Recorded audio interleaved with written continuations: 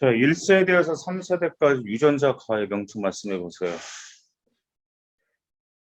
어, 예, 이거 다시 찾아보겠습니다. 기억이 안 나네요. 이거 1세대는 징크핑크, 뉴컬라 이거 그냥 카톡 복사해가지고 제가 보내드릴게요. 네, 그러니까 징크핀 거 지금 들으니까 기억이 나네. 왜?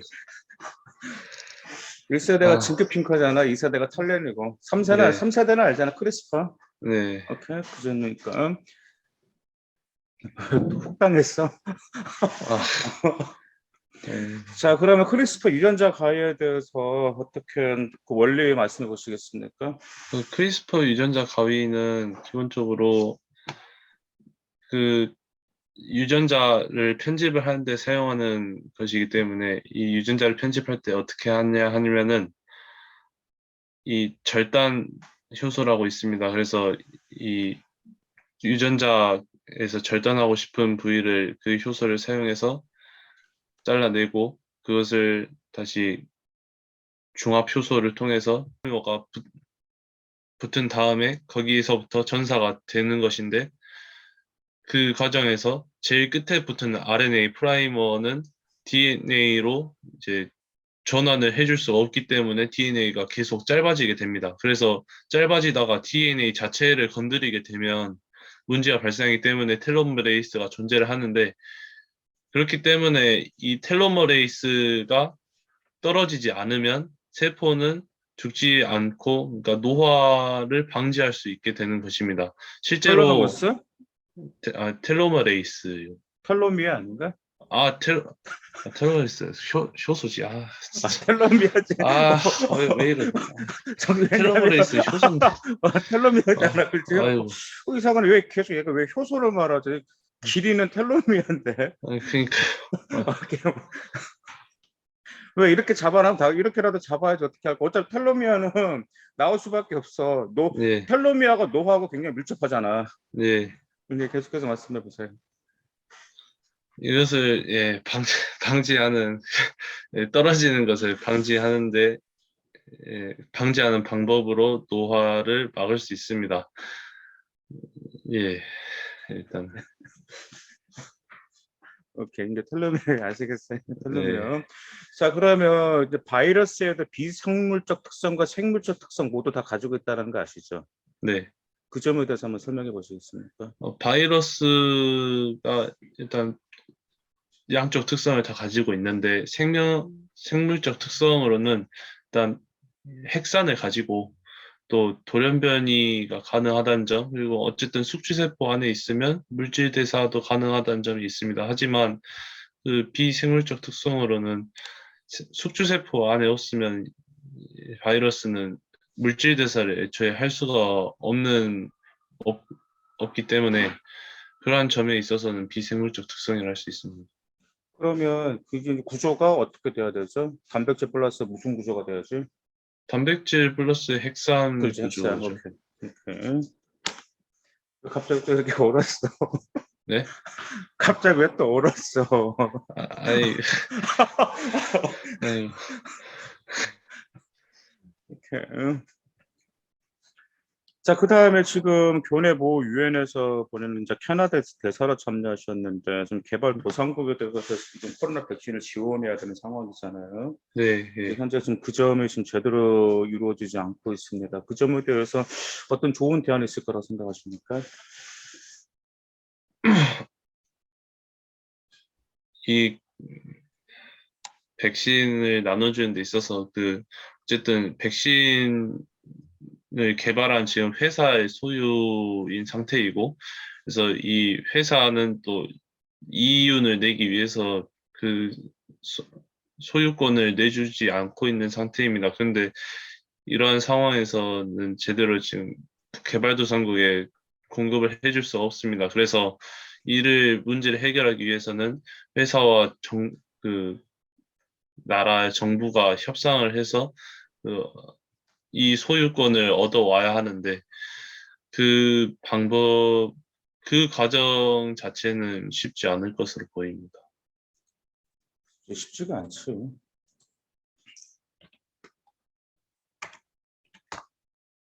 그래도 이 점은 그렇다고 해서 이것은 뭐 우리가 내려놓을 수는 없잖아. 어떻게 해야 네, 된다라고 말을 할 수가 없잖아. 그지?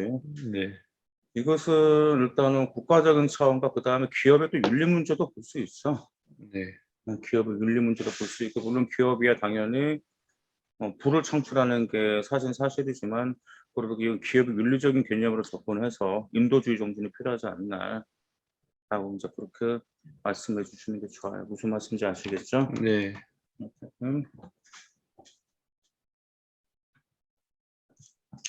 자, 그다음에 지금 여기 보니까 감염병 예방을 위한 그 대응법의 구축이 중요하다라고 제대로 된 대응법 구축이 중요하다라고 말씀하셨는데 네. 자, 현재 본인 생각에 우리 대한민국은 코로나19에 대해서 제대로 했다고 생각하십니까? 어, 피해 규모로서 본다면 다른 나라에 비해서 대응을 잘 했다고 생각합니다. 네, 그러니까 이 대응을 처음에 어쨌든 대한민국도 확진자가 생기기 시작했는데 그 그런 상황에서 이 확진자의 동선을 빠르게 확인할 수 있는 그런 시스템을 마련했고 또 그것을 그 국가 기관에서만 책임질 게 아니라 사람들이 제보를 할 수 있게끔 또 그런 확진자나 그런 접촉자에 대해서 빠르게 검사를 받을 수 있고 또 검사 결과도 빠르게 나오는 그런 PCR 키트를 개발을 해서 그러한 점에서 대응을 잘했다고 생각합니다. CPR 과정 설명해 보세요. CPR, 예, 심폐소생술 과정은 일단 기본적으로 의식이 있는지 없는지를 확인한 다음에 의식이 없을 경우에 일단 지나가는 행인이나 누군가를 특정인을 지목을 해서 119에 신고해 줄 것을 요청하고 그다음 이제 흉부 압박을 실시를 해야 하는데 흉부 압박 같은 경우에는 젖꼭지와 그 목에서 수직으로 내렸을 때 그 교점에 깍지를 끼고 그 이 손꿈치로 이제 압박을 실시를 해야 하는데 그 상황에서 손이 그 압박 지점에서 손이 떼어지면 압박을 계속 어긋나게 해서 효과가 잘 안 나올 수 있기 때문에 계속 손을 붙이고 있어야 합니다. 그리고 그 박 1분에 90에서 120회 정도의 그런 속도로 계속 압박을 해주는 것이 중요합니다. 그럼 흉부 압박은 몇 센치 정도 깊게 1분에 90에서 120회 가량 깊어야 될까? 5cm 정도. 그래서 5cm, 6cm. 네. 자, 만약에 학생이 주치의라면 자, 암을 진단돼 완치 가능성이 높을 경우 환자에게 어떻게 설명하겠습니까? 진단 이제 그러니까 치료 확률이 완치 확률이 높을 경우에는 뭐 당연히 이제 그 소식에 대해서 이제 알려주는 것이 맞습니다. 그래서 그 완치 가능성이 높기 때문에 그런 희망을 주고 대신에 어쨌든 아직 완치가 되지 않은 상황이고 계속돼서 수술이 필요하고 또 완치가 된 이후에도 이 재발 가능성이라는 게 있기 때문에 그런 것을 막기 위해서는 꾸준하게 그 건강을 지키는 그런 생활이 중요하다는 것을 거듭 강조할 것입니다. 이제 보통 이제 여기서 이제 포인트는 완치가 됩니다라고 하면은 환자가 그러면 이제 이제 다시 건강 관리 안 편해질 수도 되면 있으니까. 풀어줄 수 있으니까 그걸 가지고 좀 긴장 그래도 혹시 모르니까 더 크게 반발을 항상 건강 조심해야 된다라는 이제 규정을 좀 상기시켜. 근데 반대로 말기 암이 진단됐어요. 완치 가능성이 거의 없습니다. 환자와 보호자에게 어떻게 생각하겠습니까? 이런 경우에는 제 주관적인 입장은 헛된 희망을 막 심어주면 안 된다고 생각합니다. 왜냐하면 뭐 희망 뭐 아니 이거 막 치료할 수 있습니다. 뭐 무조건 나갈 수 있습니다 했다가 더 악화되는 경우에 그것을 설명할 도리가 없기 때문에 일단 상황 자체를 설명을 해주긴 해주되 그러한 그런 상황에서도 저희는 최선을 다해서 뭐 이러한 방법으로 뭐 어느 정도의 성공률을 기록하고 어떤 수술로 어느 정도의 성공률을 기록하고 있고 뭐 실제 그러한 사례도 있으니 최선을 다하겠다라는 그런 의지를 이제 표명하는 식으로 그렇게 설명을 해야 한다고 생각합니다. 요건 의대에서 무조건 면접 나와. 말기암 환자인데 네. 환자인데 이 환자에게 사실대로 말을 하느냐 안 하느냐. 요거 혹시 근데 사실대로 말 안 하면 그건 일단 보호자들한테는 사실대로 말을 해야 되겠지. 보호자들에게 예. 마음의 준비를 하시라고 말해야 되는데 과연 환자에게 사실대로 말을 해야 되냐 말아야 되냐.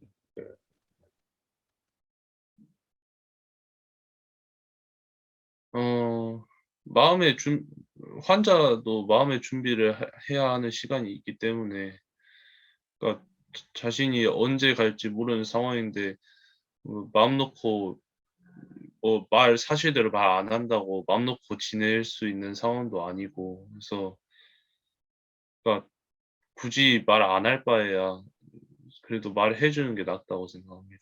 이것은 나는 이렇게 했으면 좋겠어. 보호자와 먼저 상의를 한번 하면 어떨까 생각이 들어. 네.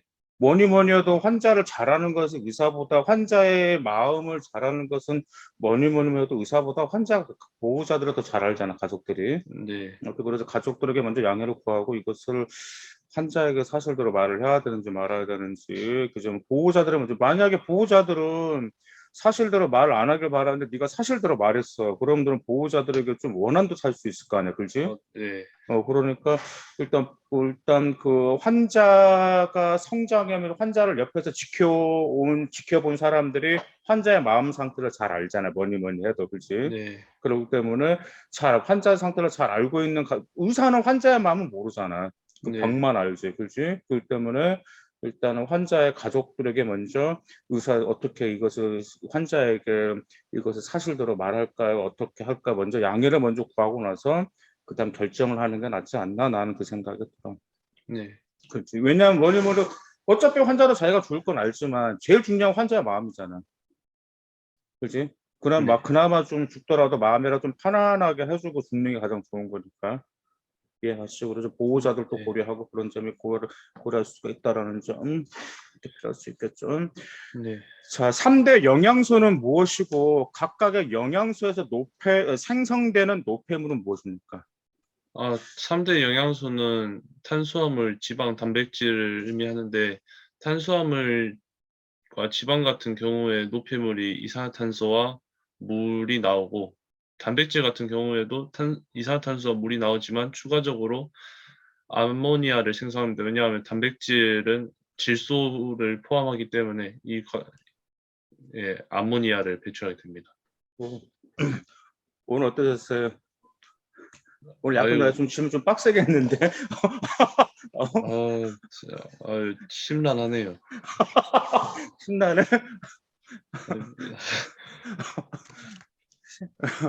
오늘 대답할 수 있을 줄 알았는데 막 유전자 과이 나오니까 순간 머릿속이 유전자가 하나 나올 수밖에 없어. 요즘에 지금 유전자 치료법이 얼마나 각광받고 있는데 안 나올 수가 보고 나서 생활 기록부에 유전자 가위가 나왔으니까 1세대부터 3세대까지 물어볼 수가 있고. 분명 제가 했다는 게 기억이 나는데 막상 답변하려고 하니까 힘들지. 네. 오케이. 그래도 이렇게라도 잡아놔야지. 아까 텔로미어도 잡아나갔잖아. 효소랑 말하고. 아유, 효소를 저도 순간 선생님께서 텔로미어 아니야 하니까 순간 아니네. 오케이. 질문 있으세요? 아니요, 그냥 이거 얼른 찾겠습니다. 오케이. 그거 유전자 가위는 제가 보낸 자료 그거 하나만 숙지하시면 충분히 이해하실 수 있어요. 네. 무슨 말씀인지 알겠지? 네. 오케이. 내일 보자. 네.